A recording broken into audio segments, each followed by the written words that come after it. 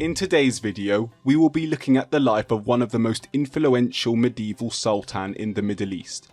His name is Salahuddin Ayyabi, better known as Saladin.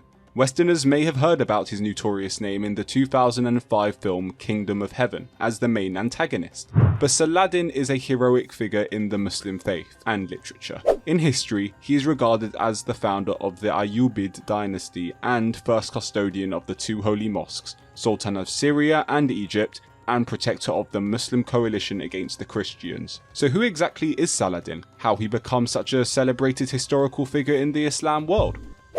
Early life. Saladin was born in Tikrit in present-day Iraq in 1137. His family had Kurdish ancestry that originated from central Armenia. He spent most of his early days in Baalbek and Damascus, in which he had an ordinary youth with more passion towards religion than in the military. Rise to power. Saladin started his military journey when he joined his uncle Shirkuh and became one of his staff. Following the assassination of Shawar, the vizier of Egyptian Fatimid Caliph, and the death of Shirkuh, Saladin was appointed as the replacement of the Shawar and Shirkuh. He quickly rises to the ranks of the Fatimid government due to his successes in fighting the Crusaders.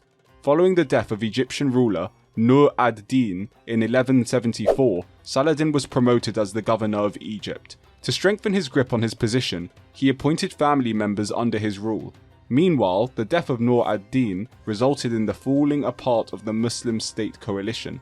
At this moment, Saladin stood out as he was able to take over Egypt and conquer Damascus. Despite the differences in the rulers of cities and states, he was able to lead the unification of the Muslim world. Saladin uses the combination of welfare and diplomacy to achieve this unification. The Caliph of Baghdad further recognized him as governor of Yemen, Egypt, which further increases his power. He completed the invasion of Syria by capturing Aleppo, which is ruled by Nur ad-Din's son. Soon, Saladin proved that he can also be diplomatic by marrying Nur ad-Din's widow and Unnur's daughter. He also successfully associated with the other two ruling dynasties during that era. Despite the defeat in the hands of Frank at Montgisard in 1177, he was able to capture a Jordanian fortress. His perseverance finally led to a vengeful victory at Montgisard in 1179. Further successes. Saladin also successfully defeated the Western powers in the Middle East, which further boosted his supporters in that era. Saladin maintained a reputation by bringing justice while being generous to people. He gained more support from the people by effectively defending Islam from Christian powers. He assembled an Egyptian fleet to defend from attacks from Christian rulers. He was able to have total control over the city of Mosul in Iraq. Saladin knew that the Byzantine Empire also wanted to defeat the Seljuks, so he then signed a treaty together with the Byzantine Empire to get rid of the Seljuks. Capture of Jerusalem. He then desired to capture Jerusalem from the hands of the Latin Christian better known as the Franks.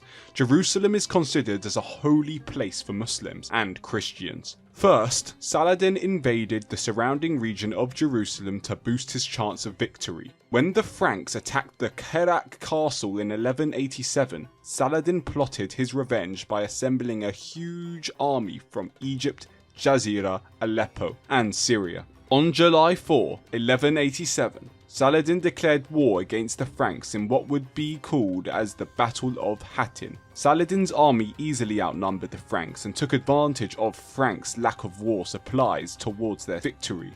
Jonathan Phillips, an author and biographer of Saladin, described the Saladin's attack to Franks as a blast of trumpets accompanied by pounding drums and fierce chanting generated an ominous atmosphere intended to intimidate the Christians. Arrow fire rained towards the walls, taking a heavy toll on the defenders.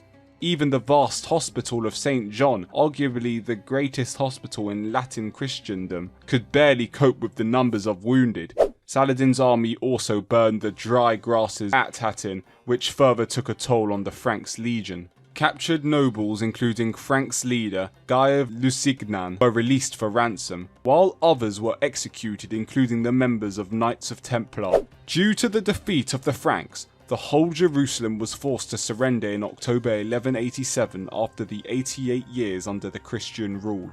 The capture of Jerusalem was heralded as the Saladin's most successful blow against the Christians. He commanded the conversion of churches into mosques. Instead of avenging the death of many Muslims in the hands of the Christian, he showed mercy and diplomacy to Christians. He still allowed Christians to stay in their Jerusalem as long as not molest the Muslim inhabitants. Saladin then quickly conquered Caesarea, Jaffa, Nazareth, Tiberia, and Acre, which started the Holy War against the Christians. Defeat.